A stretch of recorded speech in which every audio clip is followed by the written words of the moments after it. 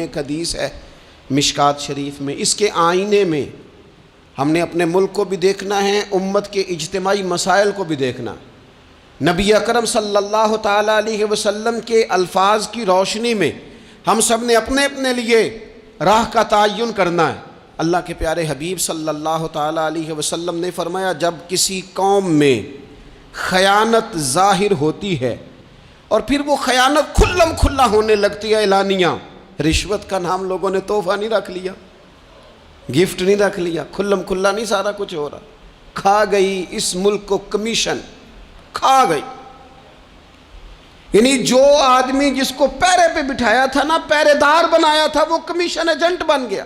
جس کو بٹھایا تھا نا کہ تو راہبر بن جا، وہ راہزن بن گیا، اس نے تھوڑا تھوڑا کر کے بیچنا شروع کر دیا، تھوڑا تھوڑی سوداگری شروع کر دی۔ میرے رسول اکرم صلی اللہ تعالیٰ علیہ وسلم فرمانے لگے، جب کسی قوم میں خیانت ظاہر ہوتی ہے اور کھلم کھلا ہونے لگتی ہے تو اللہ تعالیٰ اس قوم کے دلوں میں اس کے دشمنوں کا خوف اور ڈر ڈال دیتا ہے۔ خائن دشمنوں کے مقابلے میں بزدل ہو جاتے ہیں، خوف کھاتے ہیں، ان کے اندر طاقت ہونے کے باوجود بزدلی جڑ پکڑتی ہے۔ کیوں؟ کہ خائن ہے۔ معنی کیا ہے؟ طاقت ہتھیاروں سے نہیں آتی۔ معنی کیا ہے؟ طاقت اسلحے سے لیس ہو کے نہیں آتی، بلکہ میرے محبوب کی یہ حدیث بتاتی ہے، طاقتور وہ ہوتا ہے جو امانت دار ہوتا ہے۔ امانت دار لوگ طاقتور ہوتے ہیں۔ محبوب کی حدیث پاک ہمیں یہ سبق دیتی ہے۔ اور دوسرے نمبر پہ نبی اکرم صلی اللہ تعالیٰ علیہ وسلم نے فرمایا، جب کسی قوم میں بدکاری پھیل جاتی ہے اور عام ہو جاتی ہے، حضور علیہ الصلوۃ والسلام فرماتے ہیں پھر اس قوم میں بکثرت موتیں ہونے لگتی، بسوں کی بسیں الٹ گئیں،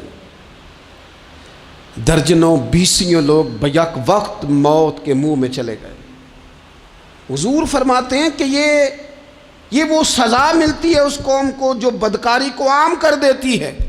کس قدر فروغ دیا گیا گندی گفتگو کو، کس قدر زیادہ عام ہو گئے کچے اور بیہودہ جملے، کس قدر زیادہ لوگوں میں وہ چیزیں عام کی گئیں جو کوئی بھی مہذب معاشرہ اپنے بچوں اور بہن بھائیوں میں بیٹھ کر ان کا سننا اور بولنا پسند نہیں کرتا۔ خوش مزاجی کے نام پر کیا زہر گھولا گیا نئی نسل کے وجود میں کہ وہ کہاں کہاں گفتگو پہنچ گئی اور کیا کیا بات ہوئی، اور کس طرح معاذ اللہ ذو معنی باتیں، ایسی گفتگو جو شریف النفس آدمی اور وزادار آدمی ویسے ہی پسند نہیں کرتا، وہ عام ہو گئی اور جوانوں میں عام ہوئی۔ اس قوم میں جس کو کل کو آپ نے معمار بنانا تھا، اس کے آپ نے باغ ڈور دینی تھی، اس کے ہاں یہ چیزیں عام ہوئی۔ اور پھر تیسرے نمبر پر رسول رحمت صلی اللہ تعالیٰ علیہ وسلم نے فرمایا، جو قوم ناپ تول میں کمی کرنے لگتی ہے، پیمانے اور ترازو ٹھیک نہیں رکھتی، اس قوم کی روزی کاٹ دی جاتی ہے، برکت اٹھ جاتی۔ سارا دن محنت کرتے ہیں لوگ، سارا دن تجارتیں ہوتی ہیں، سالوں بیت گئے کمائیاں کرتے، دادا بھی، بیٹا بھی، پوتا بھی، چار بھائی بھی لگے ہوئے، کمائی پہ کمائی، محنت پہ محنت، کوئی ملک سے باہر ہے، کوئی ملک کے اندر جدوجہد کر رہا ہے، کوئی کہیں ہے، کوئی کہیں ہے، لیکن برکت کٹ گئی۔ کیوں؟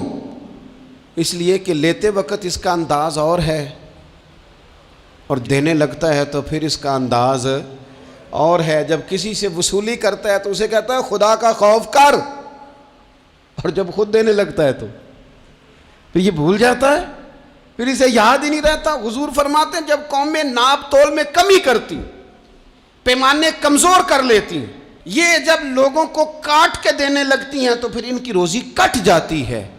اور میرے نبی اکرم صلی اللہ تعالیٰ علیہ وآلہ وسلم نے ارشاد فرمایا، جو قوم ناحق فیصلے کرنے لگتی ہے، اوئے ہوئے ہوئے، قاضی تیرے قول سے ڈر لگتا ہے۔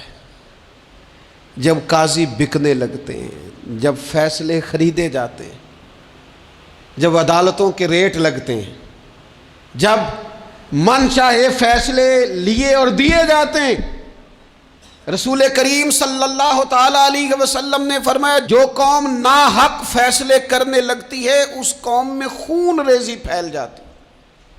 جب مجرم کو سزا نہیں ملتی